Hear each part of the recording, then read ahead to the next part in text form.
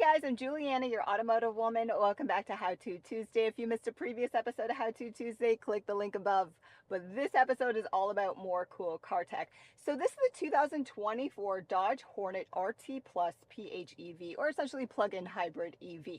It comes with a real cool feature called PowerShot Mode, and I'm going to show you how to activate it. But first, I should also tell you that this comes equipped with a 1.3 liter turbo 4-cylinder with a 6-speed automatic transmission and is supported by a 15.5 kilowatt hour battery pack, which is super important, and I'll tell you why in a second.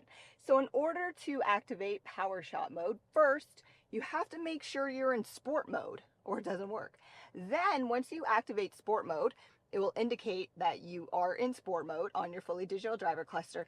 Then you pull the paddle shifters towards you and a little symbol pops up on your driver cluster, and it means that the feature is activated.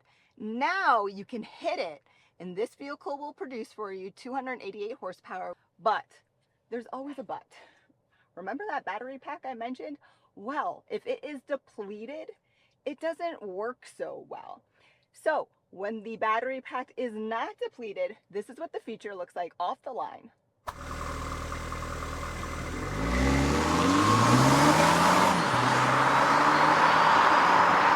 Okay, so it's not so good off the line. I mean, the vehicle is heavy, but I promise you, when the vehicle is rolling, PowerShot is really, really cool.